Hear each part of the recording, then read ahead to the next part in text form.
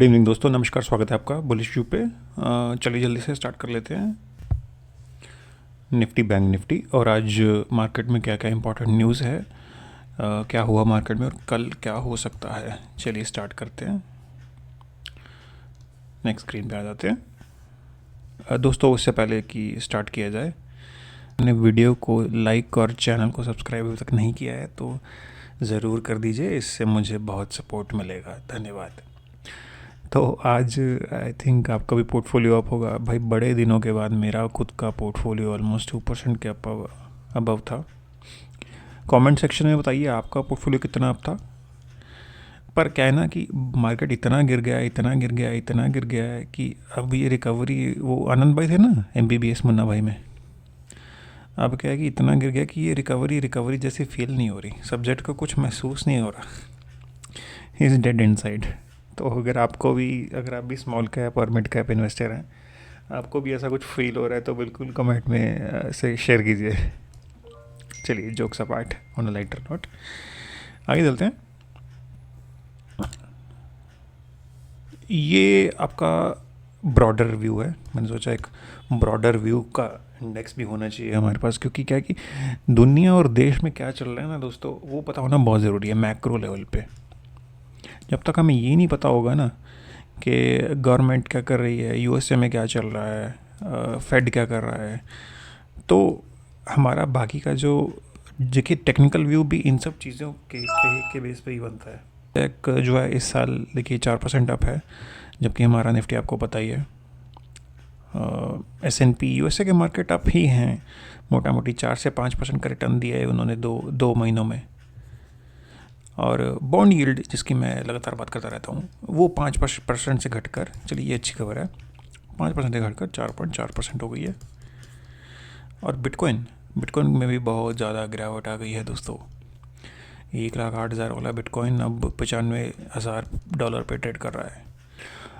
बड़े लोग क्या कर रहे हैं, smart money. What is the smart money doing दोस्तों? FII हमेशा की तरह थोड़ा थोड़ा सेल कर रहे हैं। अब आई थिंक पहले की तरह 3-4 हज़ार करोड़ सेल नहीं किया है, पर DIA फिर भी हमारे जो देसी DIAs हैं वो उन्होंने खरीदारी की और नेट हम पॉजिटिव ही बंद हुए हैं 77 पे।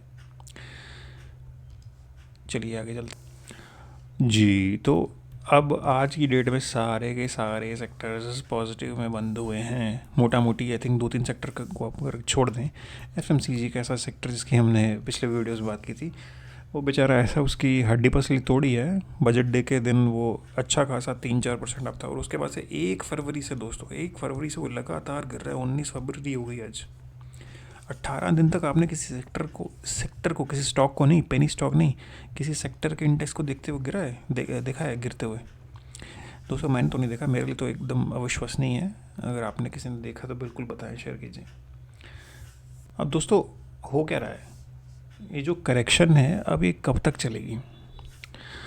चलेगी? देखिए, अक्टूबर से करेक्शन जो स्टार्ट हुआ है, October first week, I think September last week, October first week, तब क्या हुआ, धीरे धीरे वैल्यूएशन इतने हाई हो गए कि स्मॉल कैप का P 40 का हो गया, निफ्टी का P 26-27 का हो गया। तो दोस्तों, स्मॉल कैप का अगर मीडियन वैल्यूएशन अगर आप देखें तो 40 नहीं है बिल्कुल भी। अब जो है ये स्मॉल कैप का वैल्यूएशन जो है 27-28 के करीब ट्रेड कर रहा है। अभी भी महंगा लग रहा है मुझे नहीं लगता कि ये करेक्शन ओवर हो चुका है स्मॉल कैप में। हो सकता है टेम्परेरली बेसिस पे शायद ओवर हो गया हो, probably 1 week 2 week, that I don't know. But बड़े समय पे मुझे लगता है स्मॉल कैप 100 और स्मॉल कैप 200 इंडेक्स अभी भी गिर सकता है, अभी और स्कोप है। और निफ्टी में भी थोड़ा स्कोप है 4 से 5% का। अगेन ये मेरा पर्सनल व्यू है, अगर इकोनॉमी की कंडीशन और ख़राब होती है तो और भी ज़्यादा गिर सकता है। ये हो गई स्मॉल कैप और करेक्शन की बात। देखिए, जो भी तेज़ी आई थी बाज़ार में, वो सारे पॉलिसी ड्रिवन सेक्टर्स में आई थी, जिसमें गवर्नमेंट की पॉलिसीज़ का बहुत बड़ा इम्पोर्टेंस होता है। जैसे डिफेंस, आप देखेंगे HAL जैसे स्टॉक जो थे, मस्डॉक जैसे स्टॉक जो थे, भयंकर रैली आई थी इनमें। डिक्सन जैसे स्टॉक जो थे जिसमें PLI स्कीम का बेनिफिट मिलता है, तो ये स्टॉक ऐसे थे कि रुक ही नहीं रहे थे। अब उन्हीं सेक्टर्स में, उन्हीं स्टॉक्स में सबसे बड़ी गिरावट आ रही है दोस्तों, क्योंकि ये इतने ओवर वैल्यूड हो चुके थे कि बाज़ार से संभाले नहीं जा रहे थे।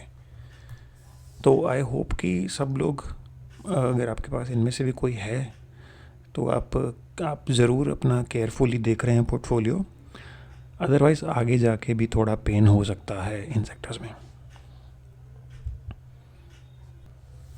चलिए अब हम आ जाते हैं निफ्टी और बैंक निफ्टी के व्यू पे। हमारा ब्रॉडर व्यू अगेन, हमने बोला था कि भाई 850 के करीब का लेवल बहुत इम्पॉर्टेंट है, और आप देख सकते हैं कि ये फ्यूचर्स का चार्ट है। अगर मैं स्पॉट के चार्ट पे भी आपको दिखाऊं, लेके जाऊं, तो भी हमने देख सकते हैं कि 22,932 पे ही क्लोजिंग दिया है। हाँ, हमने आज लो टेस्ट ज़रूर किया 22,814 का, पर हाँ उस लो को तोड़ने में नाकामयाब रही है निफ्टी आज। एक पल के लिए तो लगा था कि भाई आज एकदम धड़ाम से तोड़ ही देगा। दिन के टाइम पे 9:15 बजे जब खुला था बाज़ार, एकदम से सुबह एकदम से उठा पटक वाली रैली आई शू करके, फिर इसने बायर्स को निकाला, फिर सेलर्स को निकाला, और फिर अपना आज बेसिकली स्ट्रैडल और स्ट्रैंगल वाले का दिन था।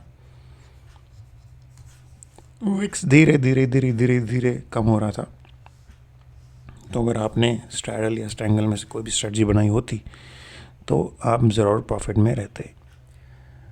दोस्तों, अगर आप जानना चाहते हैं कि अगर आप चाहते हैं कि मैं स्ट्रैडल स्ट्रैंगल ऑप्शंस के बेसिक्स वगैरह पे एक वीडियो बनाऊं और एक सीरीज़ बनाऊं, तो कमेंट करके ज़रूर बताइए मुझे।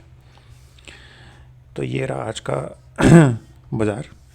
अगेन आप जो कल मैंने लेवल्स ड्रॉ किए थे फिब के, आप उनकी इंपॉर्टेंस ज़रूर देख सकते हैं। ये देख सकते हैं 0.5 का लेवल है।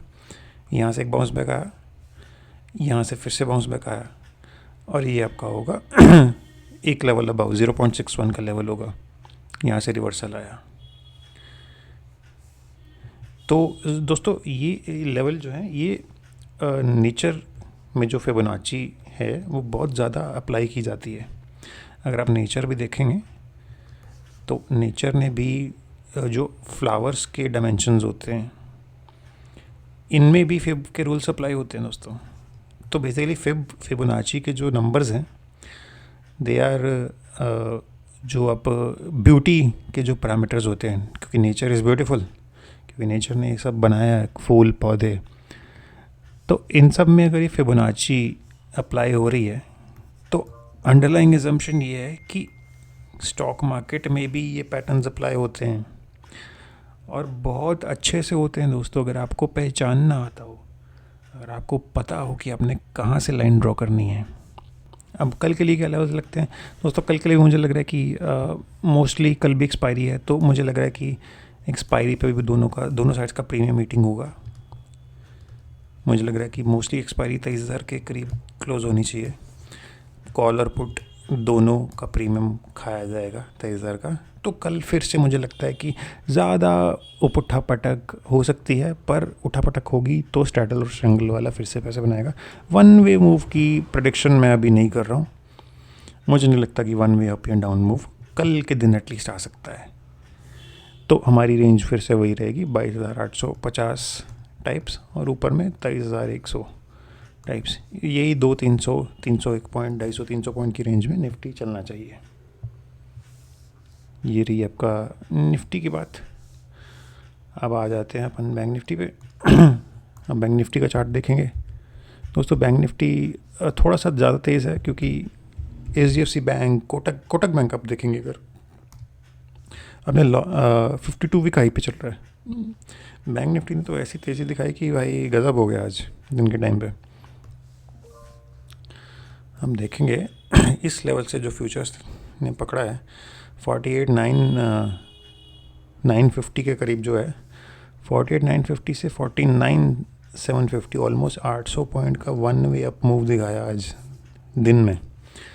तो जिस भी भाई ने यहाँ से लॉन्ग किया बनाया होगा छोटे स्टॉप लॉस के साथ, उनकी चांदी हुई है, और उसके बाद फिर से रेंज बाउंड कर दिया जैसा कि निफ्टी को। हालांकि इसमें उतनी वॉलेटिलिटी नहीं है। अभी ये कुछ मुझे बुल फ्लैग जैसा दिख रहा है। देखिए, ये इस तरह का बुल फ्लैग टाइप पैटर्न बन रहा है। इसका यूजुअली तो ब्रेकआउट आता है, बट अगर हम ब्रेकआउट कंफर्म तभी होगा जब ये ट्रेंड लाइन के ऊपर काटेगा। अगर हम 14.9 अगेन से सेम से कल वाले लेवल्स 600-700 के ऊपर सस्टेन करते हैं तो हम एक 50,000 पहला लेवल होगा, 50,250 दूसरा लेवल होगा। तो ये रहा निफ्टी और बैंक निफ्टी के levels guys. Thank you so much. अपने एक बार फिर से रिक्वेस्ट करता हूँ, चैनल को सब्सक्राइब कर दीजिए और वीडियो को लाइक कर दीजिए। Thank you.